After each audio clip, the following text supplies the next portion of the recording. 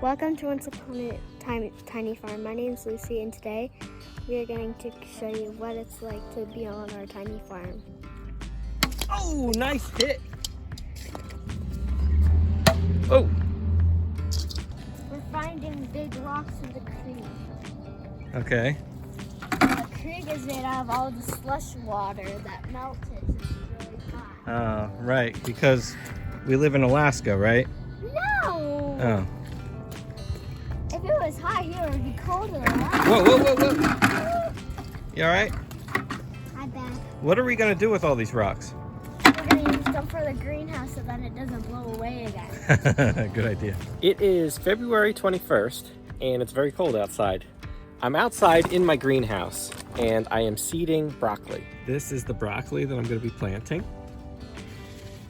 I've grown this before, and I really like it because you get one nice sized head, one main head that you can cut, and then it keeps growing these little side shoots, and it actually grows for quite a while. I'm only planning to do one row of broccoli in our self-sufficient garden for the spring.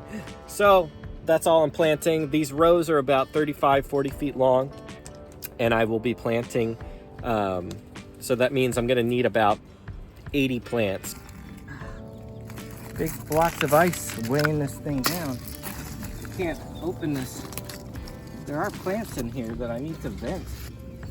I can't vent if I can't open this. This was an extra covering that I put on when the weather got really cold. Still, man, I'm hoping that today is the last day that all this ice is still here. Because it's just like I have a whole bunch of bricks holding down the sides of the tunnels, which is fine, but now when it gets up to 54 today, it's going to be really warm in there, and they need to vent. So I need the warm temperatures to melt this stuff so I can actually vent them. Otherwise, I'm going to start getting disease and stuff in there, which I dealt with in early November. I need to open these tunnels more. Can't do that if they're closed shut. This side of this tunnel I could actually open, and I had some younger seedlings in here. Some of them look like they didn't make it. Some of them have some damage, but they're still alive, and hopefully start to grow. See some lettuce in here. I'm gonna vent this whole side of the greenhouse. This is how easy it is to open them when they're not stuck to the ground. And it's important to do this so that they get some fresh air. Yeah, these will hopefully all start to grow into larger heads. Moving into the month of March, we start to get more sunlight and more warm temperatures. Yeah, some of these got some frost damage, but most of them I'd say look okay. It's my first time trying to grow things through the entire winter, so it was a learning experience. And there's definitely a bunch of things I'll do different next year, but now I know. Look at that. That's beautiful. Yeah, they're alive. That'll probably be my next new row lettuce. A lot of the other ones I need to fully open them up and cut it out and plant new stuff for the spring. So that's going to be this week probably. A lot of chores, a lot of planting, seeing what survived, what didn't. The only thing that did really good is the spinach. We moved the greenhouse back from where it flew all the way in the yard into its place, and my wife and I started putting it back together as best we could. It broke a bit in these front corners here. So I'm going to do my best to try to fix that. But it looks like I got all of the panels that blew off. I found them all, and there's a couple pieces that broke. Might have to find some more screws, but at least we got the structure back in its place. So these chickens have been hanging out in our tunnel because yesterday was pretty warm. It was 50-some degrees, and today's probably a couple degrees. A couple degrees below that, but it's still pretty warm. The chicken tunnel connects from their home coop all the way over here. They have plenty of space to play. It starts from over there to all the way over here. One thing I want to do to upgrade these chicken tunnels is plant some crimson clover seed. That I got 10 pounds of clover seed that I want to drop in this tunnel. But before I do that, it's going to be in a different video, but I'm excited to do that.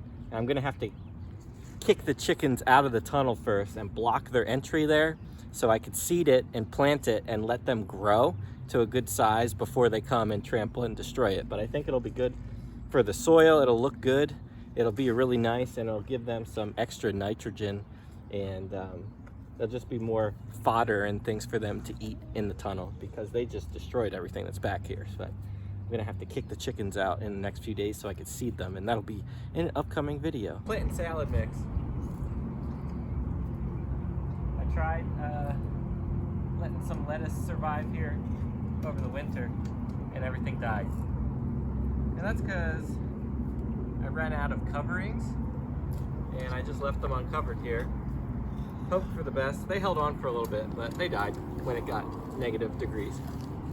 Like a negative 16. So now I'm using these rows. We're already prepped for lettuce, so I'm just gonna replant with some of my salad mix. Most of the time I start my salad in trays and I transplant, but early in the season like this, I like to direct seed like this and have them just grow. Get these grow a little bit quicker. This way I can cut them at an earlier stage too. We got a rain this afternoon. It's 50 something degrees. 53, 54. We're gonna plant some lettuce.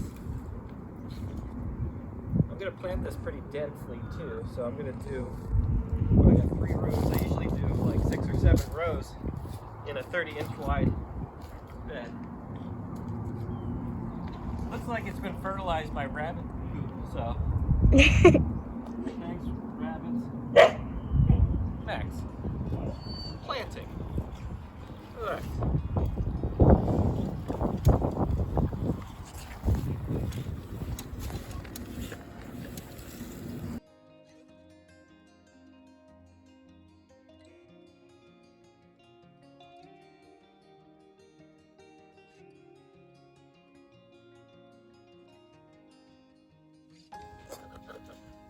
In our house here, I got some celery growing here.